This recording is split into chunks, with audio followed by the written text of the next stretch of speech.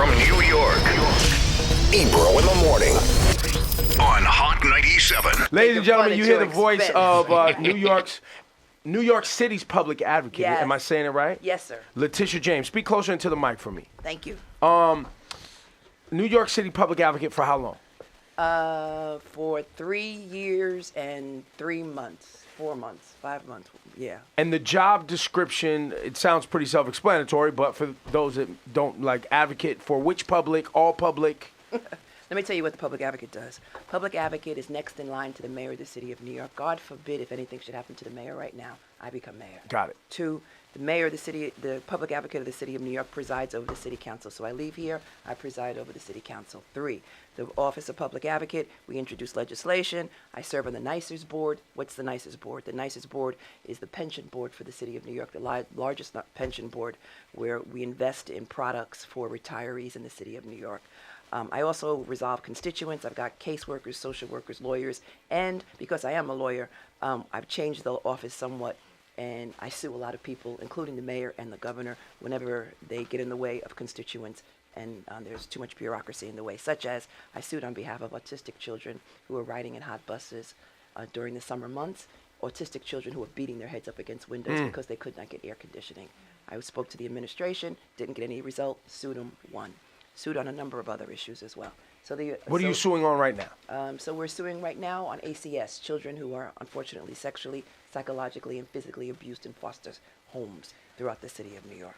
And so, we also issue reports and we investigate. What reports do I issue? Like the worst slumlords in the city of New York. We issued a list of 100 top slumlords in the city, such as one in the Bronx, where this lovely woman named Miss May lives. Miss May lives in the Bronx in a really humble apartment. I love Miss May. She's a spry 80-year-old woman. But when you walk into her apartment, there's dust all over the place and there's no ceiling. There's literally no ceiling. You can see the next apartment. And in order for her to go to the bathroom, she wanted her bathroom fixed. And so what her landlord did was he went into her bathroom, and instead of fixing her bathroom, he demolished her bathroom. What? So now in order for her to go to the bathroom, she has to go downstairs to an empty apartment, which is demolished. It's those type of individuals I stand up for, those without a voice and those who are invisible in the city of New York. We were able to get Miss May a new apartment, and we were able, again, to bring light and shame light on the landlord. Other landlords in the city of New York, thank God. Let's again remember the late Ken Thompson. Ken Thompson and I stood together. We arrested a landlord. Yeah. We arrested a landlord in Manhattan. And so it's things like that I do. And so we just champion the cause of people in the city of New York, and particularly people who are invisible and people who do not have a voice. And on that, since we're talking about housing, we have a lot of conversations up here about affordable housing and how unaffordable housing really is and doesn't seem to be stopping. You hear our mayor who was on yesterday, we've challenged him on affordable housing, like how does this work, what's going to happen, et cetera, et cetera. Where's this going? So I'm so glad you mentioned this. First of all, this happened before Mayor de Blasio, under Mayor Bloomberg, which was, as far as I'm concerned, an administration of the Gilded Age. It was primarily focused on the rich and the fortunate, the 1%ers in this city. And he did away with a lot of programs which would have abated the homelessness crisis, because tonight it's a damn shame that 60,000 New Yorkers are going to sleep in our shelters homeless, a third of them children. Most of those children look like you and me, people of color. 2, you've got individuals in the city of New York who cannot afford affordable housing. 1, because it's primarily the area median income upon which you base the affordable housing is based on income derived from income from the whole area, even including Westchester, Long Island and Westchester, which drives the median income. More importantly, from Manhattan, which unfortunately skews the numbers. So as a former city council member who represented downtown Brooklyn, Fort Greene, shout out, Clinton Hill, Prospect Heights, Crown Heights, and a little bit of Bedford-Stuyvesant, you see what's happening down there. We rezoned that with Mayor Bloomberg, who promised all of this affordable housing, and what we got was luxury housing after luxury housing after luxury housing. But last but not least, as Mayor de Blasio works to build more affordable housing, and we need help from the governor more than anyone else, the governor needs to provide us with affordable housing to build supportive housing and affordable housing. Right now, he's sitting on $3 billion to build supportive housing, and we need that money. The most important thing right now is if you want to apply for affordable housing, people need to get their financial order in place because it's based on your credit score. I'm trying to move the administration away from that because you should not be defined by a number, but people are. So get your financial house in order. If your credit score isn't correct, individuals will be excluded and individuals from outside of New York will be So eligible. if you need affordable housing because you are low income and you have a terrible credit score, you're still out the game. You out the game. That is so crazy. And if you go, let's say you go to landlord-tenant court, right? You go to landlord-tenant court because you've been evicted, because you got a holdover, whatever. They put you on a list, the quote-unquote blacklist, and it's called the blacklist. And the blacklist means that You're black. No. Oh. Means that you No went wonder into you court. can't get a house in New York. No, means black. you went into court, and for some reason or another, because you were, you're facing eviction, non-payment, whatever, you're on a list, and individuals tend to look at that list to determine whether or not you're eligible for affordable housing. We want to change that. That's why we're working with the de Blasio administration to change all of that. The relationship with Cuomo and de Blasio, does Cuomo hold things up because him and de Blasio have their thing, whatever it is? So there's tension between these two men. And I believe that if women were in the room, we would get things done. Hello. Thank you. Yeah, thank you. So because you got these two men with egos in the way, a lot of things are held up. And my position is this: put your egos aside and think about the greater good. Think about the people who are suffering. Think about the 60,000 people who are homeless tonight. Think about the individuals who are mentally ill, who are living on Rikers Island. Rikers Island has become a penal colony. Colony. Wow, you trying to jump in and help and still Right, make thank you. Colony. A penal colony for those who are mentally ill and those who are homeless and those who unfortunately are poor. And we got to change all of that. And that's why we need help from Albany. One, to address the homeless crisis, the crisis in affordable housing, closing down Rikers Island, building supportive housing, providing jobs for individuals. So I'm asking you again, do you think Cuomo is holding all that up to hurt de Blasio to get him out of the way? I don't think he's holding things up. I think there is tension between the two, which is evident and which is obvious, which is been on the front pages of every newspaper. And I think, however, if they had a closer relationship, we can get more things done. As we speak right now, they are rolling out the budget of the state of New York. And that's good. I understand raise the ages in the budget, which is good. And that's a great thing to Carl Hastie, the speaker. That's wonderful. And there's a program in there for tuition assistance for individuals who want to attend SUNY and CUNY. That's wonderful. And there's more education aid, foundation aid. That's wonderful. I'm hopeful that there is more money in the budget, in this budget, for supportive housing, for affordable housing, and to address the crisis in affordable housing in the city of New York. I know the team wants to jump in here, but I love this kind of stuff, and I have one more thing because I know you guys got it. We'll get to you after your first five. You know the rules. Raise the age. Yes. You keep, or I keep, and everyone keeps hearing that it's tied to the budget. Yes. And why would keeping 16 and 17-year-olds out of prison or jail with adults be tied to a budget? It has to be. Why? So I used to work in Albany. I was the counsel in Albany to the Black and Puerto Rican caucus. And I was there when upstate Republicans literally were in a room like this fighting over prisons. I'll always remember that. It's scarred in my brain. Where Republicans in upstate said, we want prisons. Why do they want prisons? Because it's a perverse economic development engine for upstate New York. Say that in English, perverse. It's perverse because it's based on the misery of people of color and poor people. And primarily these individuals come from 7 zip codes. East, Central Brooklyn, where I live, Southeast Queens, Harlem, neighborhoods of color. So most of the jails in New York are filled with people from those zip codes. Correct. And if you go up the thruway, you will see them. And all of these Republicans in the state legislature have, unfortunately, all the jobs have left, manufacturing, industrial. And so what they rely on now? Jails. Jails. Their mothers work there, their fathers work there, their sisters work there. It's an entire economy based on the misery of individuals in the city of New York who are primarily black and brown. So why should we raise the age in the budget? Because that's the only leverage you have. You know, they come to this table and they say, we want this, we want this, we want this in the budget because that's where the money is. And so the only leverage you have if you want raise the age, because Republicans oppose that. Why? Because it's going to take their prisoners out of their jails and bring them back home.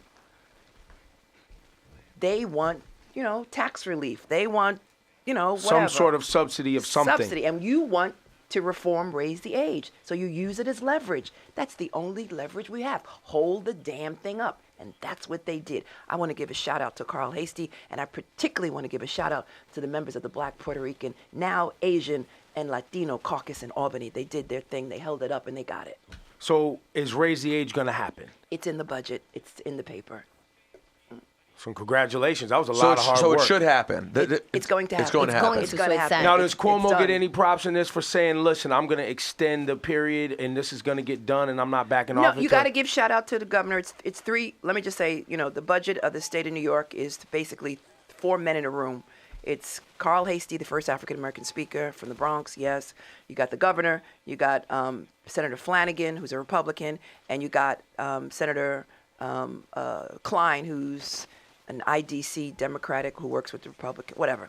And Independent Democratic caucus or something? Yeah. Conference. Who should be in the budget in the conference room, who is not, is a woman of color. Her name is Senator, why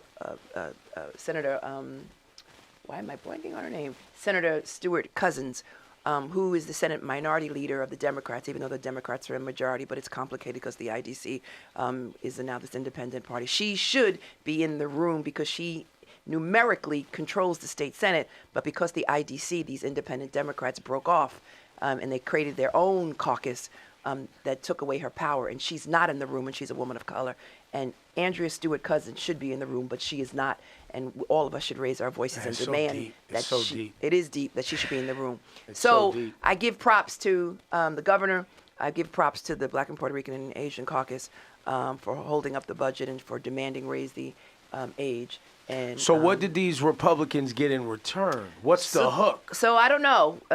Because if we pulled money from their cities and isn't it true that the population of these cities factors in the population of the jails? So the larger the population, the more funding they get there, as well as the jobs, as well as some of these privatized jails. So they get the business from corporations doing the cheap labor, et cetera, et cetera. So they're getting money on several sides. They're getting money on a lot of sides. For instance, if someone calls you, the amount of money that it's charged to that inmate. There's a lot of money involved in that. There's a lot of money in prisons, which is why so many people fight for prisons, and at the expense of people of color.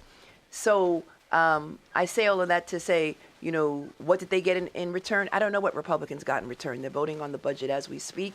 The budget is a document, thousands of pages. That's public. It's a public document. It's public, so you can go through it, but they're voting on it as today. And so I don't know what they got in return. Maybe they got some relief on some taxes. Maybe they got some business. They got some subsidies for some business upstate. Maybe they got more jails because they're going to close Rikers. I doubt they're going to get. I doubt they got more jails. Maybe they. I don't know. I don't know. Maybe they got some economic development, hopefully, which is not jails, which is something else. When I first went to Albany, and my first assignment was working with a legend who's no longer in politics. His name is Al Vann. And Al Vann was the one who held up Albany. We shut Albany down. We literally shut Albany down. How did we do that? Al Vann was chair of the Black and Puerto Rican caucus and brought up thousands of people to Albany, closed down the thruway, and said, close the jails and give us youth centers. We were successful in doing that under the first governor, Governor Cuomo. And that's why we need more activism in politics, and we need more people in the spirit of Al Vann and Arthur Eve, who are no longer in politics. Arthur Eve, who created programs such as EOP and all these wonderful other programs that individuals enjoy. We need activists in public office and who understand and realize where they come from and who they represent. Yeah, I also wanted to talk to you about Raise the Age, and I saw that you wanted Rikers Island to be renamed after Khalif Browder. That was wrong. I don't know who wrote that, and it's all over the place. Whoever wrote that obviously wasn't listening. The point was, we're closing down Rikers Island. We should divert the almost 9,000 individuals who were there. We should divert people who are mentally ill. We should give them treatment. We should divert the homeless and give them homes. We should do bail reform. We should engage in alternatives to incarceration, and what we should do is reduce the population.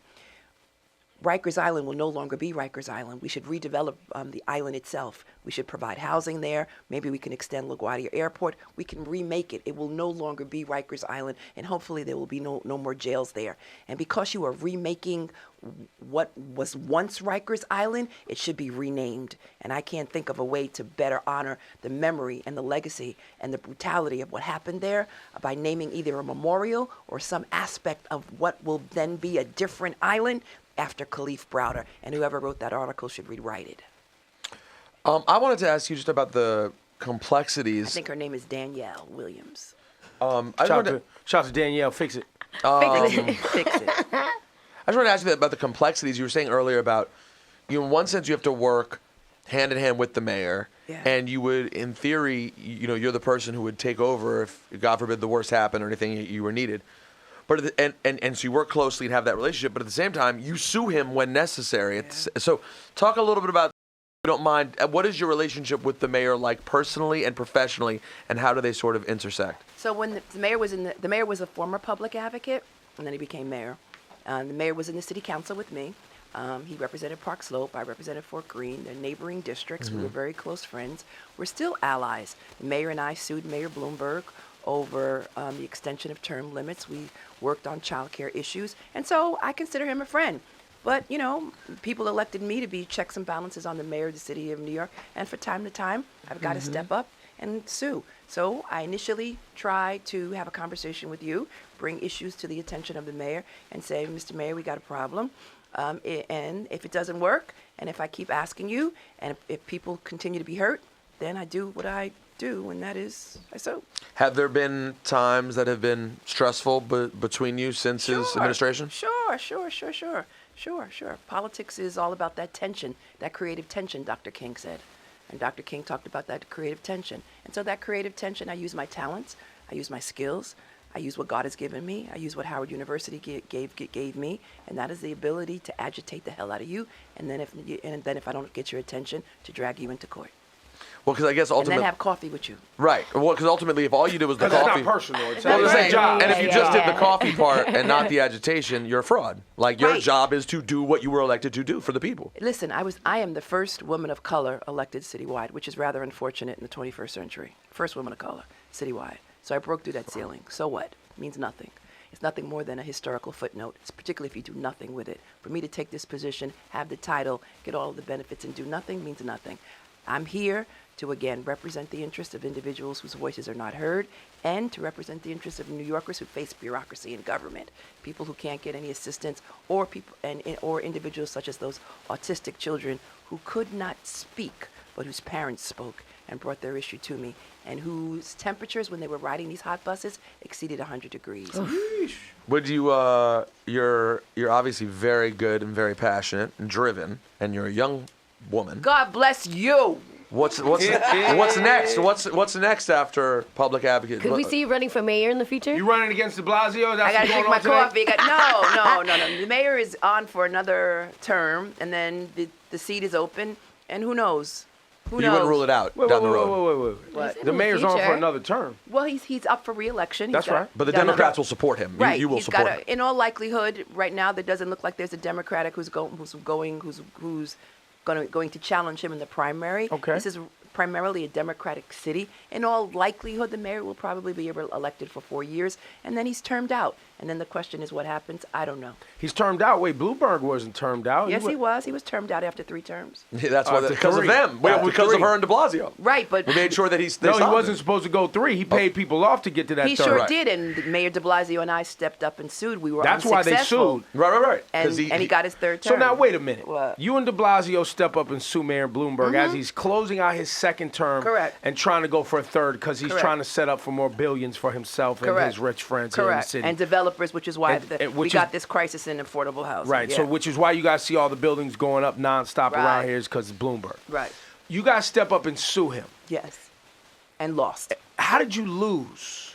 Because basically the court said that the city council ultimately had the power to extend term limits. And how would the city council vote for that in good faith? Because at the time there was a speaker who was supportive of that effort. Her name was Speaker Christine Quinn, and she was the speaker at the time, and she supported it.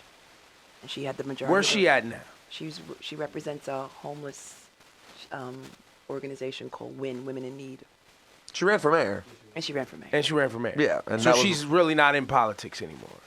She still is involved to a certain extent. I mean, she speaks at events. Does she have investments? No, I don't think so. No. She own any buildings around here? No. Can I ask you a question? She was close. Because I feel like people. The reason I'm cracking jokes, I don't know what she's doing. I feel like she got paid off. No, I Because don't I think, feel like Bloomberg paid a lot of people no. off. I don't think she got paid off. I think from what I read in the newspapers and the media, is that there was this notion that Mayor Bloomberg was term limited. She was running for mayor, and that he was going to support her in running for mayor. And I guess he did. And unfortunately, it didn't work out. She lost. I had a meeting recently with the Carpenters Union, which is in our building. Yay! Love the Carpenters. And they were explaining to me some of their issues with de Blasio, which were interesting. And one of them, and try to help me understand this, and I think I understood it properly, was that basically de Blasio has allowed for certain companies and contractors to do, quote, affordable housing.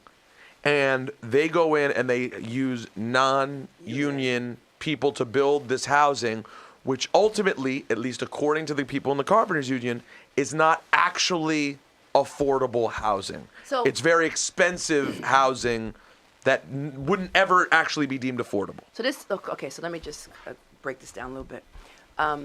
So yes, unions throughout the city of New York, and I'm a union person. I support a union. In fact, I'm going to a rally in a couple of minutes representing members of Local 3 who are technicians with Charter and Spectrum, who are on strike right now because the Spectrum Charter, formerly Time Warner, is trying to break the union.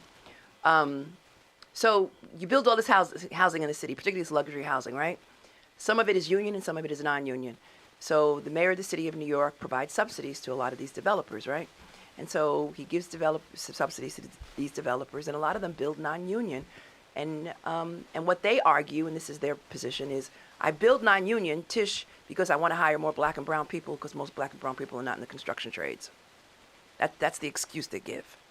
The reality is it's really a race to the bottom, because by hiring non-union, primarily black and brown people, they're using them because they're paying them non-union rates, which is significantly less than what the carpenters are making. Longer hours, less pension, less trained, and less medical, and more immigrants. And there's more fatalities and accidents. Yeah, he told me the statistics. It was like last year it was something like 0 for union and 8 or 9 deaths for something like that. But a stark difference. Well, there were some union, but most of them were non-union. And so, in the city council, when I represented downtown Brooklyn and Fort Greene, all those tall buildings, there were like a couple of deaths. And the developers literally walked away from the project. And because I was a city council member, I buried a lot of them. I went to my constituents in Fort Greene, and we raised money to give them one dignified burials and to send their bodies back to their place of origin. And they walked away and they lawyered up, and they said, because that we're in litigation, we're sorry, we can't talk, we can't deal with this. So at least 3 on 4 occasions. Now, unions, 1, are responsible for the middle class. 2, unions are doing a much better job in hiring black and brown people. Yeah, I was just going to bring that up. You can't complain about that if you're not. They're reaching out. I know they're trying to reach out. And they're hiring more women. So a lot more women in the construction trades, because they pay. They get good money, and they get training, less injuries, more pensions, a 401k. Good benefits. Come on, you can't argue against that, and that's why I support this. So does the mayor not do? Is the mayor not doing a good enough job supporting? The mayor will say, "I'm trying to save money," and the reason why, obviously, with unions and with packages. With these, when you deal with developers, it's really all about their bottom line. And the developers are trying to make money. Unions are trying to maintain the middle class and trying to pay their workers what they're worth, and trying to, provide benefits and trying to maintain the union, because this is a union town. And so the mayor of the city of New York is, I guess, looking at the bottom line as well. But my position is this: we need to build safely. We need to build on time. We need to protect the union movement, and we need to protect the middle class, and therefore we should support the union.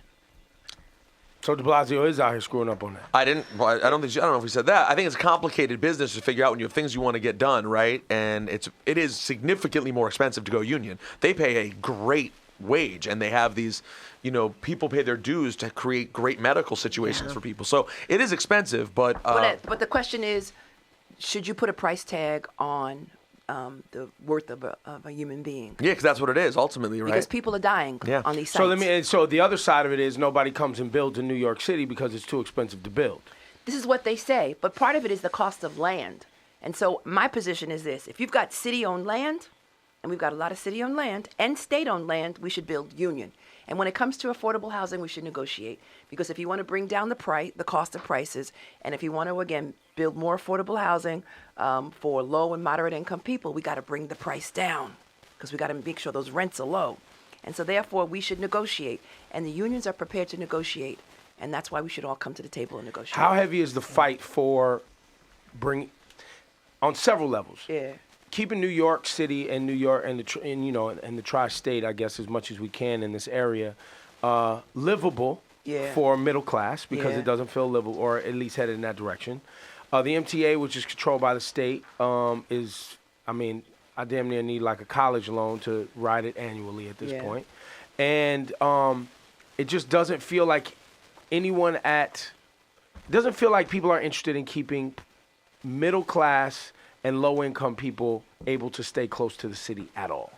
No, you're right. It's like my concern are senior citizens who are being priced out. My concern is that we're losing supermarkets, we're losing gas stations, we're losing laundromats. They're all closing to build these luxury housing. It's really difficult now, and more people, I think there was an article yesterday I read somewhere on Twitter that said more and more people are leaving the city now. Over 1 million have left since 2011. Yeah, and about 200,000 at about a rate of 200,000 and change a year. And we're losing a lot of people, and they're going to places that are much more affordable. They're going to Atlanta. They're going, to Florida, Northwest, Portland, Oregon, North Seattle. Carolina, South Carolina. All you have to do is go to, Atlanta, and everybody's there is from New York. I went to North Carolina the other day. I went to a couple of weeks ago. Went to Virginia Beach. Went to Norfolk. All people from Brooklyn and Manhattan and Queens there. So we're losing a lot of people. So we really need to maintain affordability, because what's happening in our city, it's becoming a city for the poor.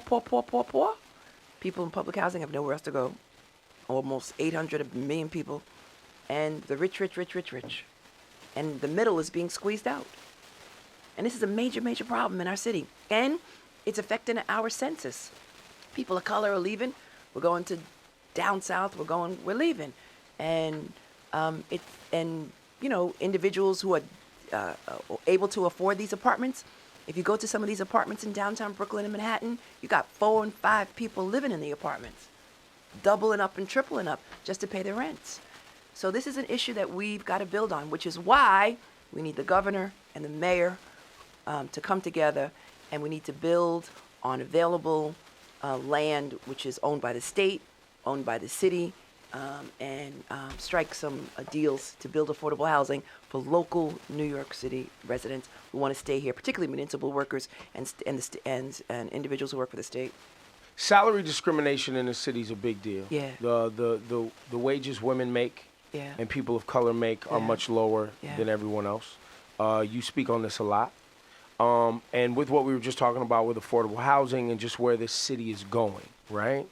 And even our country, where you have a president now that's really only worried about corporate America and the billionaires. He's crazy. Which, I mean, we'll get to that. I know you got a lot of, He's illegitimate and crazy. Illegitimate. Yeah, well, I'm interested in the illegitimate part. We'll get there, because I have I have Trump written down, because I'm sure she's got a whole tirade. He's illegitimate. He's an idiot. Illegitimate idiot.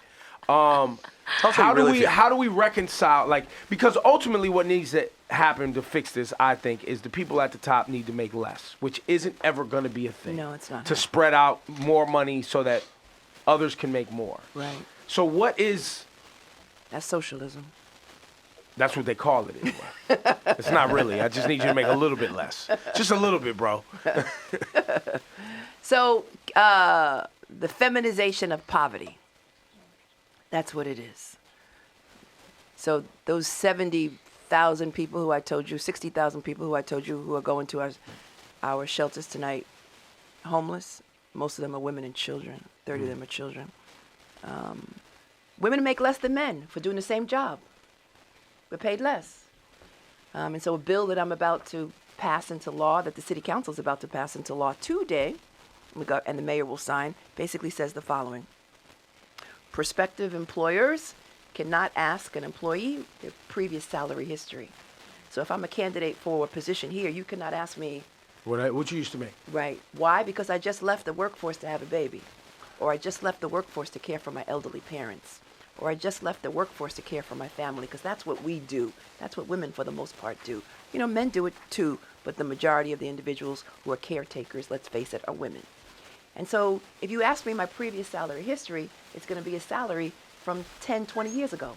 And that puts me at a disadvantage. And therefore, it's discrimination. And so therefore, it's perpetuating discrimination. And so as opposed to you asking me my previous salary history, why don't you post the salary? Why don't you tell the world what this job is, what the salary is for this job?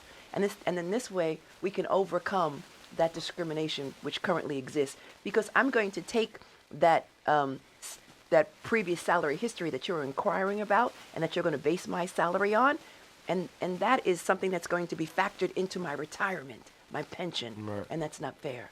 And my bill today bans that and says if you want, again, to address the issue of wage disparity and women and men making different salaries for doing the same thing, post the salary, disclose it, be more transparent.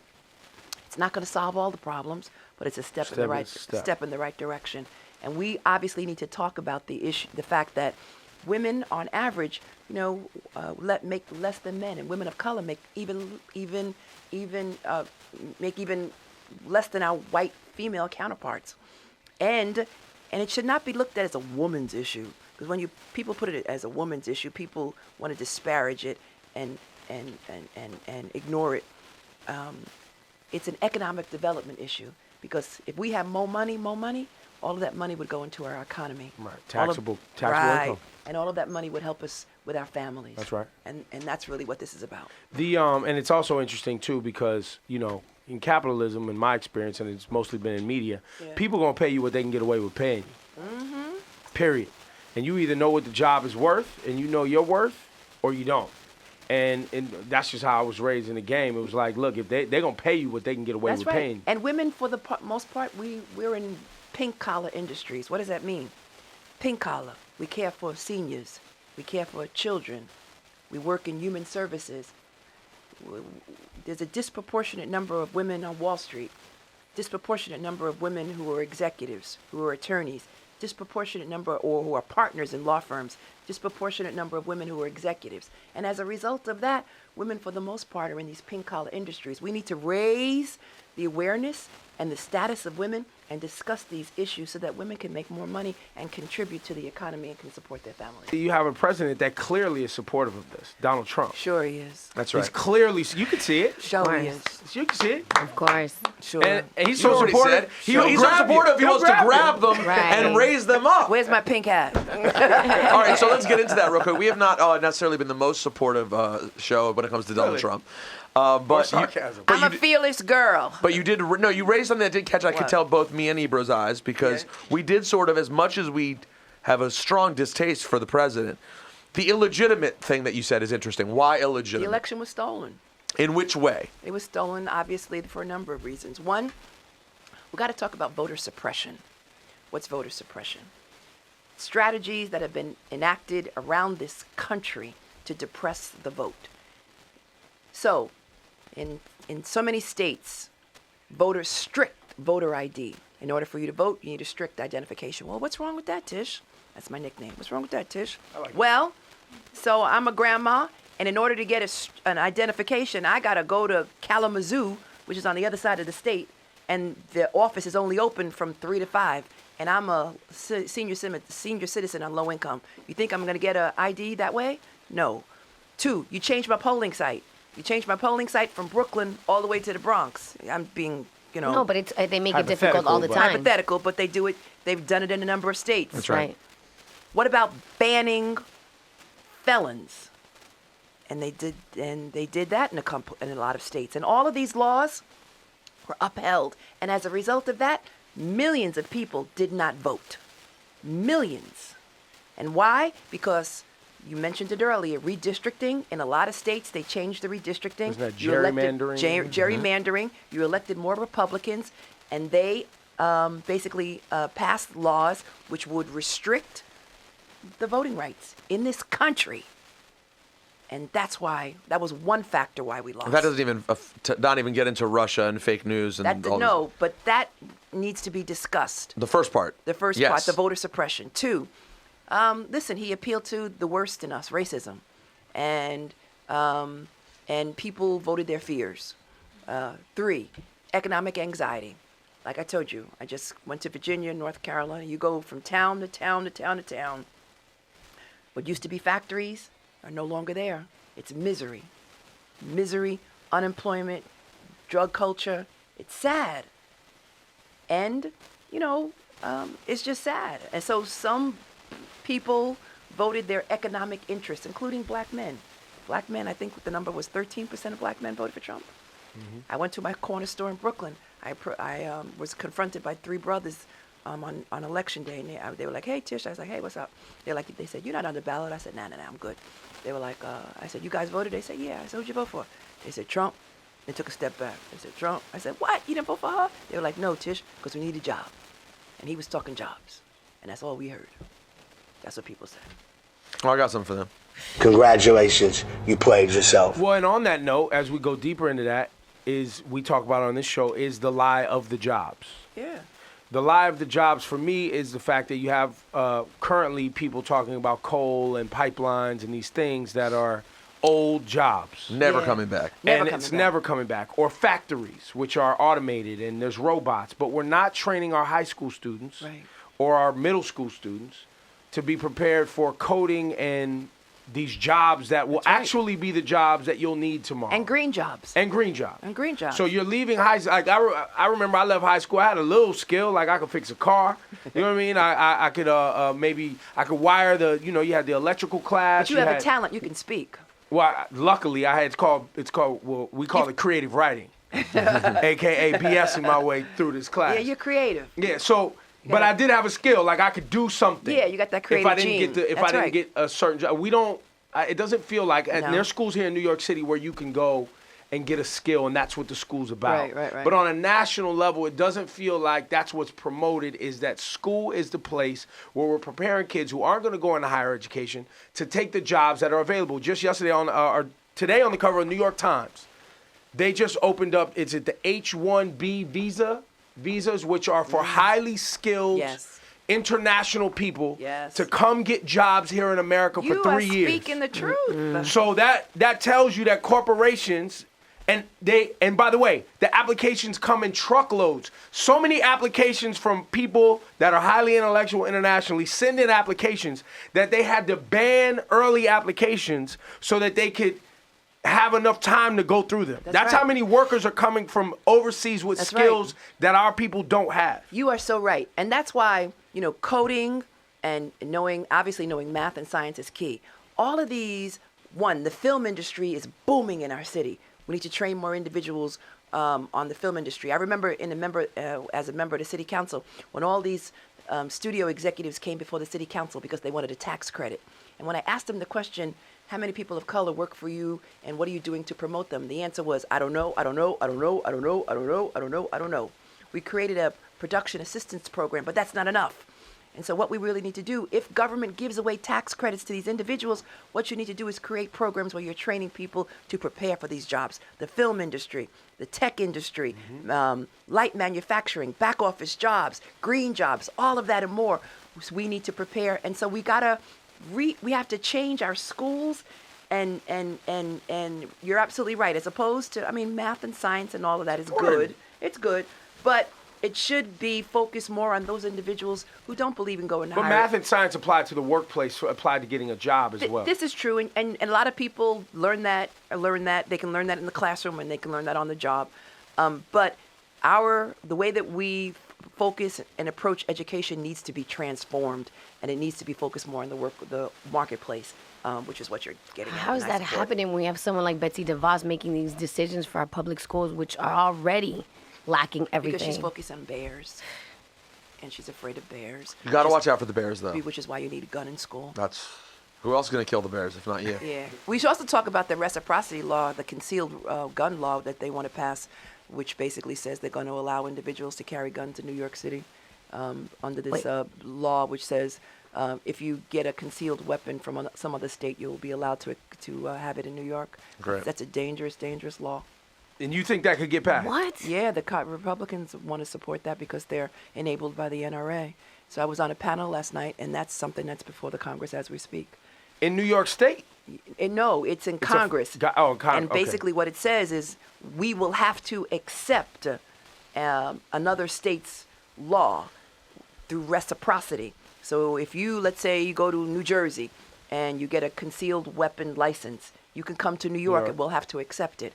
And so let's say, you got this concealed weapon on you and you're in Times Square and somebody bumps into you or steps on your shoes or whatever disrespects you, all of a sudden you're going to have shootouts.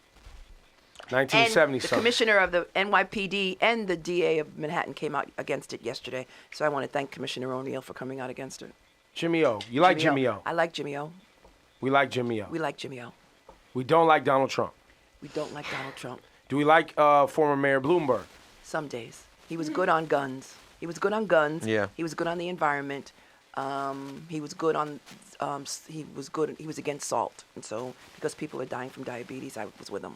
Got it. Yeah, he was good on that, on all that stuff. Salt, and the sugar. big gulp thing. That was a big gulp. And the soda thing. Remember how mad unhealthy people got over their sodas? Yeah, they were very mad. No, I sued him on that. We won. You did? And you wanted people drinking these sodas out here? No, because the way that it was being applied, like if you go to 7-Eleven, it didn't apply, but if you went to the grocery store, it applied. Remember that? It was screwing over like bodegas, but not. Yeah, that's why it was. 7-Eleven. Got it. So you wasn't out here promoting diabetes.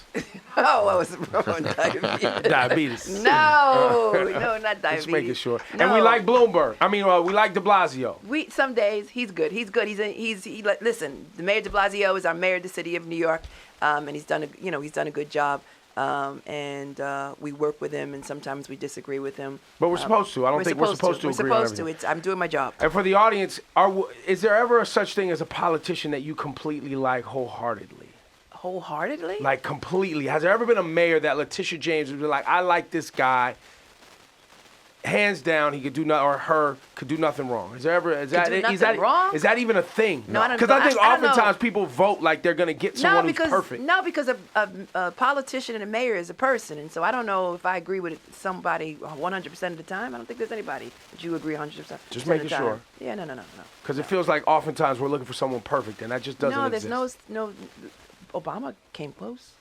Yeah, but he was wiretapping everybody. You see what he did? No, he's a felon, that guy Obama. He wiretapped. No way. You see it? You see it? Susan Rice just came out. She said no. She didn't do it. What are you talking about? And then when Trump got on the phone, they kept recording. That's fake news. Stop listening to Fox News. Yo, give it up, Letitia James, New York City Public Advocate. Thank you so much.